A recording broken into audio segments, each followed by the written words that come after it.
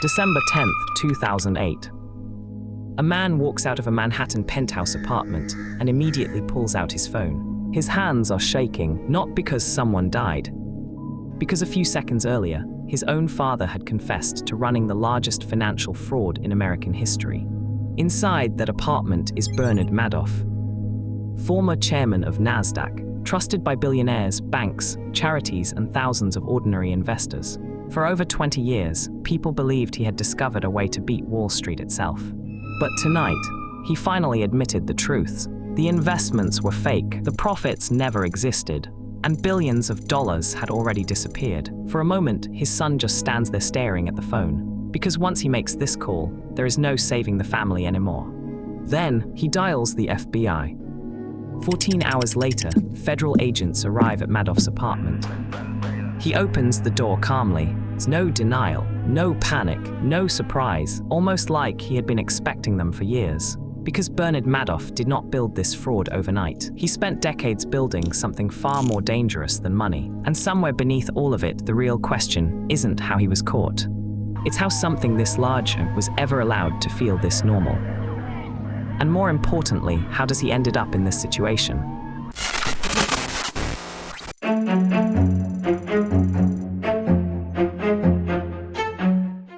Bernard Madoff was born on April 29, 1938, in Brooklyn, New York City. His family was not wealthy from childhood, and he had watched his parents lose everything to financial collapse. He decided very early that he would never let that happen to him. So in 1960, at 22 years old, Madoff founded Bernard L. Madoff Investment Securities with $5,000 saved from working as a lifeguard and installing garden sprinkler systems. In the early years, the business was legitimate. Madoff was a genuine innovator, and his firm was one of the first to use computer technology to process trades. He also helped to develop the systems that would eventually become NASDAQ, the electronic stock exchange that now handles trillions of dollars in transactions daily. He was respected, well-connected, and served as chairman of NASDAQ 3 times. Till that time, everything was smooth. Nobody looked twice at Bernard Madoff, and that was always the point. Sometime in the late 1980s, the exact date has never been established, Madoff stopped actually investing his clients' money. Instead, he deposited client funds into a single Chase Bank account. When clients wanted returns, he paid them from that same account using money deposited by new clients. When new clients wanted withdrawals, he paid them the same way. He was not generating returns. He was just moving money in a circle. This is called a Ponzi scheme, named after Charles Ponzi, who ran a similar operation in 1920. The mechanism is simple. Pay old investors with new investor money. Maintain the illusion of returns and keep new money coming in faster than old money goes out. Every Ponzi scheme in history has ended the same way. Madoff knew this, as he ran his scheme for at least 20 years anyway. But what made Madoff different from every other fraudster was not the size of the scheme. It was the patience that he gave in it. Most financial fraudsters are greedy in a visible way. They buy yachts, build compounds, and live in a way that eventually draws attention of investigators. Madoff was living his life well as he had apartments in New York, Palm Beach, the French Riviera, and Montauk. He also had a yacht called Bull, and many other luxurious assets, but he was not conspicuous, not at the scale of what he was operating. For a man sitting on $65 billion in claimed assets, he lived like a successful but not extraordinary Wall Street figure. His investment strategy, the one he told clients about, was called the split strike conversion strategy. It involved buying stocks and using options to limit downside risk. It was a real strategy, and other funds also used it. The problem was that Madoff's reported returns were impossible to make in real life. Year after year, tragedies like bull markets, bear markets, the dot-com crash of 2000, the market turbulence of 2001 and 2002, all of them was happening. But on the other side, Madoff always delivered consistent returns of 10 to 12% annually. Never the low, never much higher, just steady, reliable, and consistent. Real markets do not work this way. Real returns always fluctuate. Real strategies also have bad years. But Madoff never had a bad year. This should have been the loudest alarm bell in the history of finance. For 20 years, he did the same, but almost nobody heard it. But there was one person who got the idea of his unethical business model.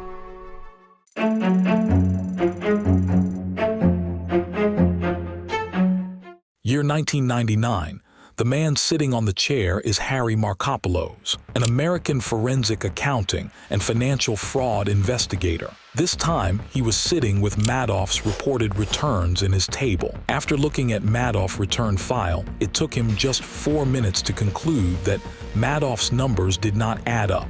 After 4 hours of failed attempts to replicate Madoff's numbers, Markopolos believed he had mathematically proven the numbers achieved by Madoff were impossible in real market.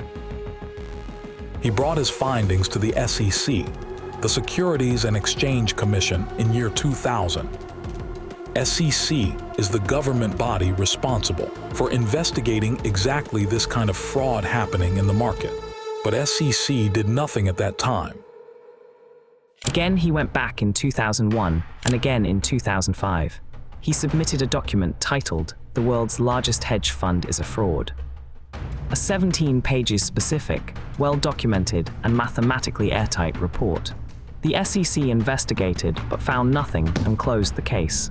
Markopolos also went to the Wall Street Journal to publish his findings, but the journal declined to pursue the story. He spent 9 years trying to bring down Bernard Madoff, and for 9 years, the system that was designed to catch exactly this kind of fraud looked at the evidence and looked away. But how did Madoff continue the scam for 2 decades? Part of why Madoff survived so long was who his clients were. He did not advertise, never seek clients openly. His clients were invited into Bernard Madoff's fund, invited by someone who was already inside it. His client list read like a directory of the American elites, from hedge funds, banks, charitable foundations, film studios, and individual billionaires, to Steven Spielberg's charitable foundation, Elie Wiesel's Foundation for Humanity, and thousands of ordinary retirees who had been introduced through country clubs and synagogues, who had put their life savings into a fund they believed was the safest money could be. The average investor in Madoff's fund was not sophisticated Wall Street money. They were people who trusted someone they knew, who trusted Bernard Madoff. And the exclusivity of the scheme made it feel safer. It was either you had to be let in or you had to be worthy of it. From the very beginning, Madoff weaponized that trust. He understood that the desire to belong, to be inside the circle of people wealthy enough and connected enough to access his fund, would override the skepticism that should have been there. And he was right. His wealth management business ultimately grew into a multi-billion-dollar operation. But how this something so big operated and where?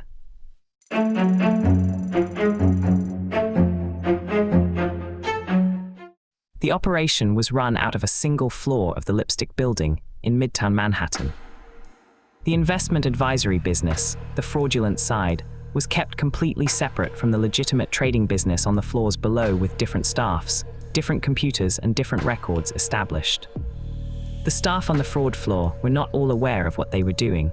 Some were known, while most were simply told this is how the operation works. They were processing statements, generating fabricated trade confirmations, and maintained the records of a fund that was not investing in anything. On the center of everything this is Frank Di Pasquale. Di Pasquale is Madoff's deputy on the fraud floor. He is working for Madoff since 1975. He completely knows what Madoff doing is a complete scandal. But still, he managed the day-to-day mechanics of the fraud, fabricating returns, backdating trades, and generating false account statements. The statements were too perfect.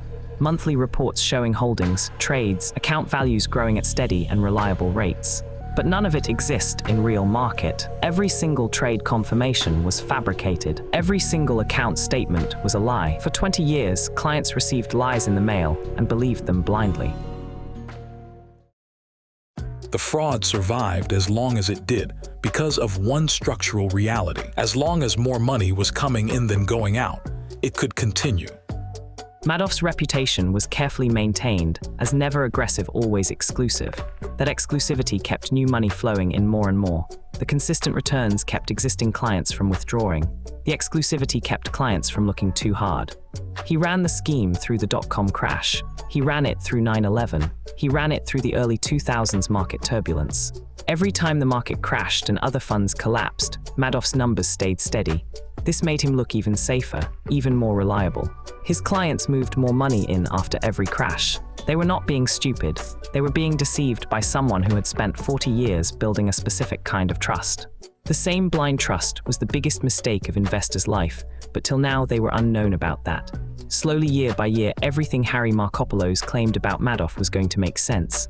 And this time, something unexpected was coming for Madoff.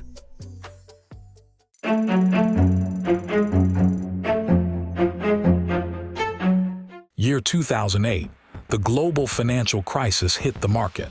It was the worst financial collapse since the Great Depression. Everyone was in panic as markets fell by 40%.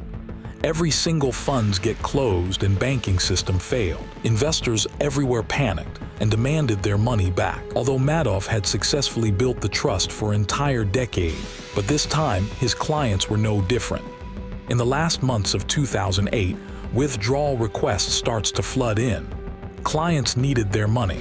Foundations needed liquidity. Hedge funds that had parked client money with Madoff needed to return it to their own investors. The request's total was approximately $7 billion, but Madoff had only $300 million in the Chase account. The circle could no longer move fast enough.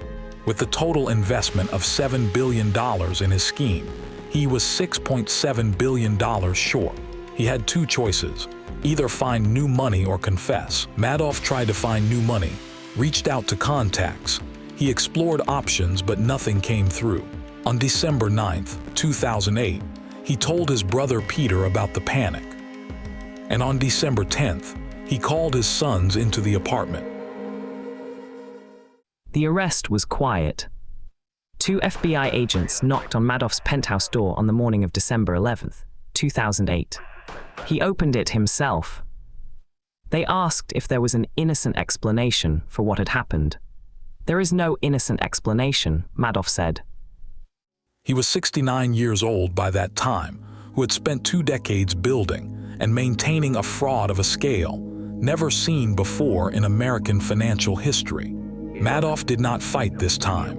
He did not run from it. Instead, he opened the door and told the truth, because the truth had finally become unavoidable.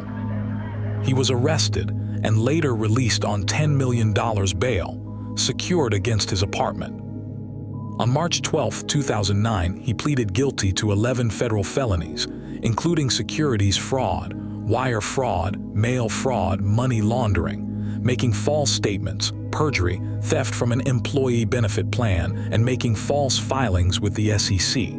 Finally, courts sentenced him to 150 years in federal prison, and the judge called it as extraordinarily evil.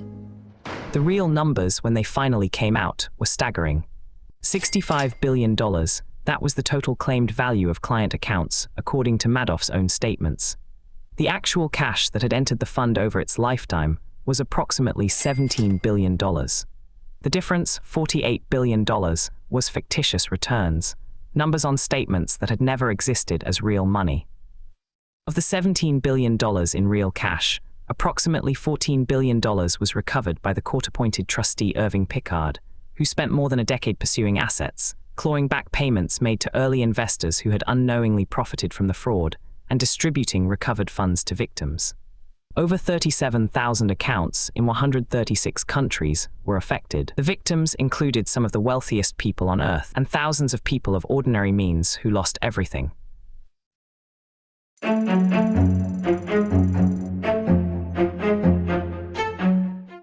The questions that survived the fraud were harder than the fraud itself. How did the SEC miss it? Not once, but repeatedly. Over 9 years of documented warnings. How did sophisticated institutional investors, hedge funds with entire risk management departments, fail to detect what Harry Markopolos proved in 4 hours with a spreadsheet? Part of the answer is that Madoff was one of them. He was not an outsider running a scheme. He was the chairman of NASDAQ. He was the elder statesman of Wall Street, and questioning him felt like questioning the institution itself. Part of the answer is that the returns were not impossibly high. They were impossibly consistent. Greed is easy to identify where consistency feels like safety. And part of the answer is that the system that was supposed to catch this, the regulators, the auditors, the financial press, were embedded in the same culture of trust that Madoff had spent 40 years cultivating. He did not steal $65 billion by being smarter than everyone. He stole it by understanding something that most people prefer not to know about themselves. In interviews conducted during his imprisonment, he expressed no dramatic remorse about the scheme. He explained it the way an engineer explains a system, how it worked, where its limits were, and why it lasted as long as it did. He built the most successful fraud in history and lived inside it like a man waiting for a sentence that had already been decided. And the last person to lose everything from his fraud was not a billionaire. She was a 73-year-old retired teacher from Florida who had put her entire pension, $350,000, into a fund recommended by her brother-in-law, who had been introduced to Madoff through a friend at his country club. She never met Madoff and never heard of the split-strike conversion strategy. She just trusted her brother-in-law. When the fraud collapsed, she lost everything: her retirement, her security, 20 years of savings. And in real life, this is what $65 billion looks like at the bottom, not just a number, but the lifetime earning of a person.